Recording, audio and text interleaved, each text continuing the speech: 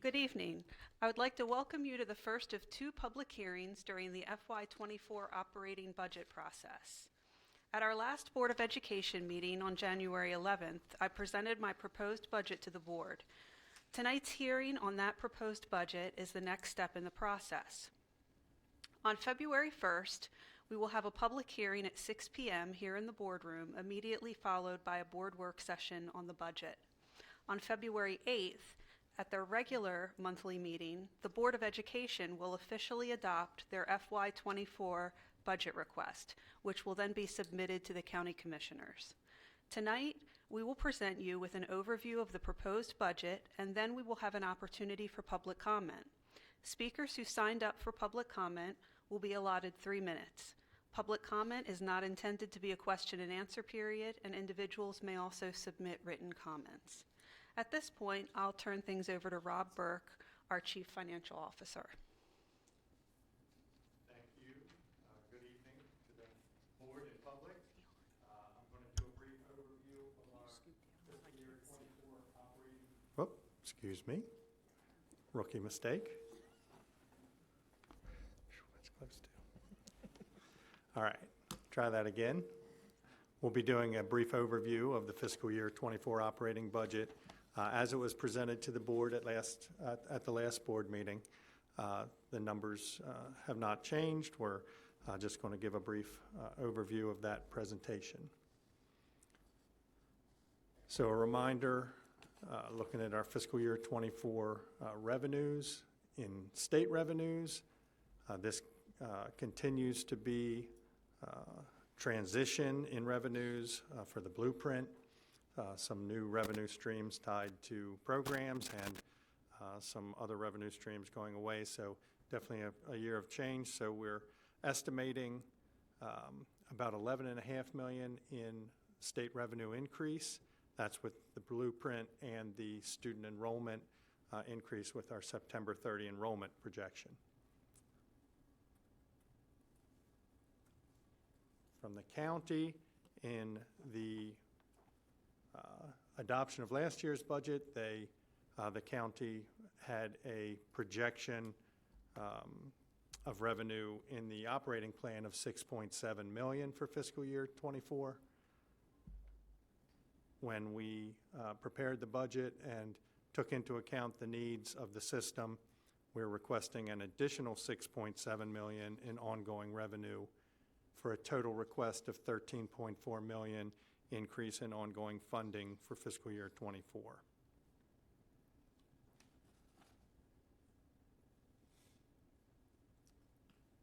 So to summarize, the state estimate of $11.5 million, the county request for funding $13.4 million, and with some identified projects for using fund balance and some other revenues projected for the year, a total of about $26.5 million of new revenues identified for the fiscal year 24 budget.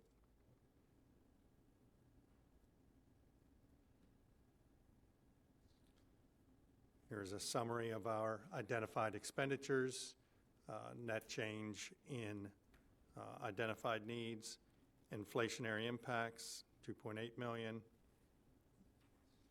blueprint requirements, $3 million. I don't think I'll read through them, but you can see them there. A total of $26.5 million in total increases identified for fiscal year 24.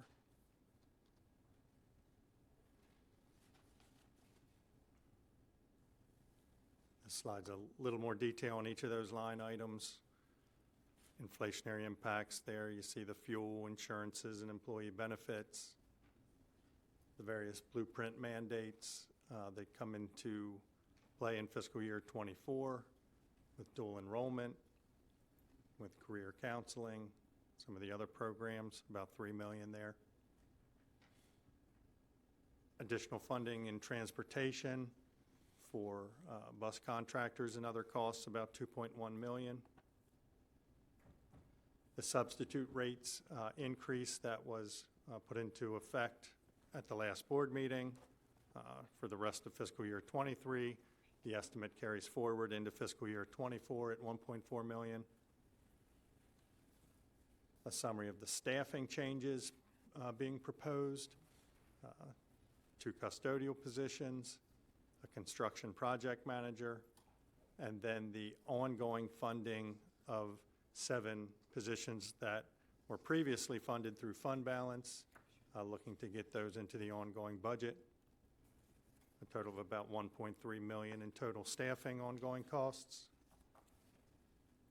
And finally, as we identify additional blueprint priorities that we'll be working on, as well as enter into negotiations for employee compensation, we've set aside about $15.9 million to meet those needs.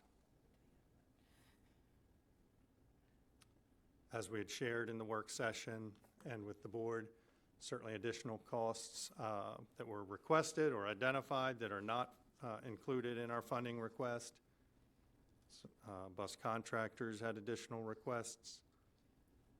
There are additional blueprint requirements that we could either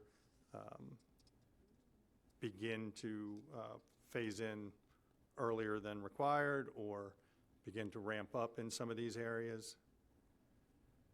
And as we discussed, ongoing funding to maintain infrastructure in technology and security and maintenance has been an area that we've not been able to work back into the ongoing budget. And certainly there are a long list of other needs as we have identified in other ways, but are not included in this request at this time.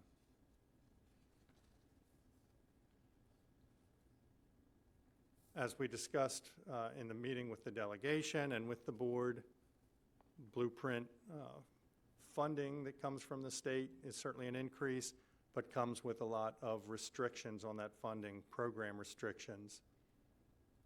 And I won't summarize all of that, but as we've talked about before, the spending by program area and the spending at the school level, again, restrict the nature of what we can do with those revenues.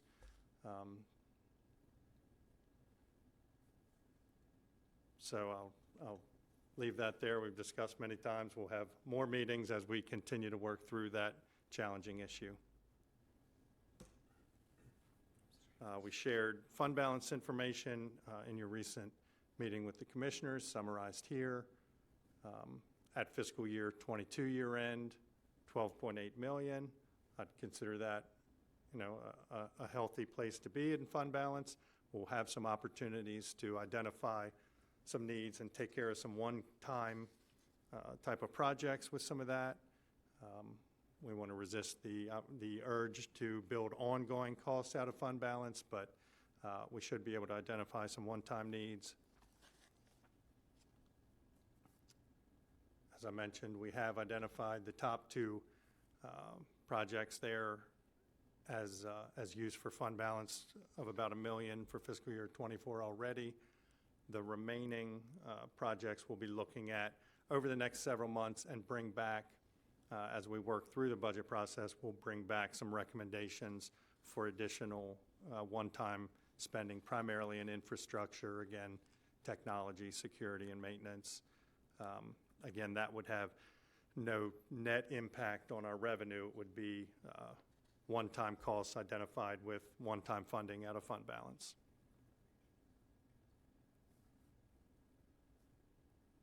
So I've been walking through what was coming. Obviously, we've released the budget book online.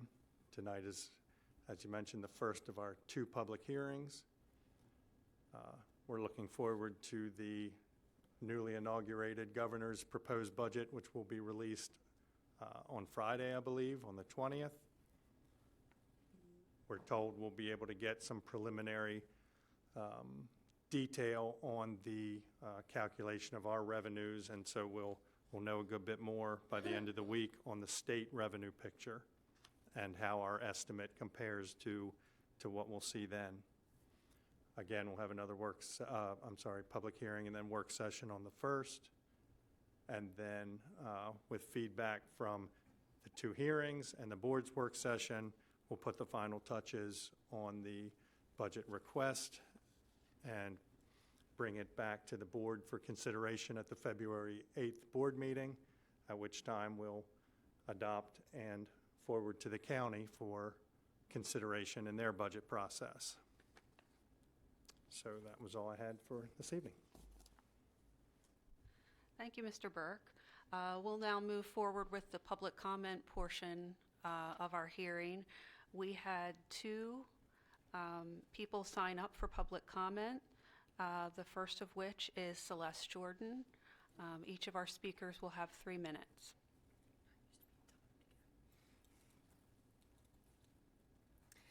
Good evening. I am Celeste Jordan, president of CCEA.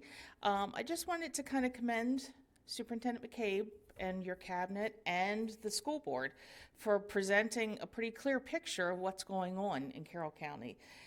I think you made it very clear how much money we need. I'm hoping it's enough for negotiations since we haven't negotiated yet. But I think you explained to the commissioners pretty clearly what is going on and if we intend to continue to have quality education in Carroll County, exactly what's needed. And we have cut things down to the bone. A lot has changed over my 25 years in the county. So I just want to commend you. I do hope you put in enough for negotiations, but I appreciate all the effort that's gone into it. Thank you. Thank you. Our second and final speaker tonight is Diane Grody. Good evening. I represent Diane Grody, and I represent the Carroll County School Bus Contractors Association. Our association is requesting the approval of the 2024 budget proposal for transportation. Since April of 2021, many hours of discussion were devoted by the Joint Committee on the Transportation Reimbursement Formula Committee to review and update our formula. The proposed 2024 budget includes the 11.4% CPI maintenance increase, which expenses we are paying out of our pockets now, 1 year prior to our reimbursement. The PVA allotment is now based on the lowest average purchase prices from 2 major bus manufacturers rather than the usual third company. There are contractors that purchase from that third company, which is Bluebird, but they have not been included. The PVA is also based on the October 1st, 2022 prime rate of 6.25%, even though the current prime rate is 7.5% as of December 15th. This prime rate will affect contractors' financing for the 2024 year who purchase new buses. We understand that CCPS is doing everything possible to limit steadily increasing transportation costs. And I know in a lot of the advertising and newspaper, the pay scale is always including the overhead expense that we as contractors put out. So I find that that's confusing to our employees very often. The additional $600,000 requested by our association, but not included in the budget, represent additional salary increases for our employees and 3 additional employee benefit days mandated by the state under the earned sick leave. We presently receive 18 to 24 hours per employee, only those that are on regular daily to and from school routes only. There is no formula reimbursement for substitute drivers and the assistants or for athletic and trip drivers. So each employee is eligible for up to 40 hours of earned sick pay, but the other hours all comes out of what we are making right now. Contractors have been required to make up this additional expense, of course, since 2021. We would appreciate your consideration on our additional request. Our contractors are dedicated to providing transportation services to our families in the county. We continue to face many uncertainties, including the dire driver shortage that all contractors are facing during these unprecedented times. And my little chart, go fund contractors. We thank you very much. Thank you. Our next public hearing will take place at 6 p.m. here in the boardroom, immediately followed by a board work session on the budget. And that will conclude our hearing for this evening. Thank you.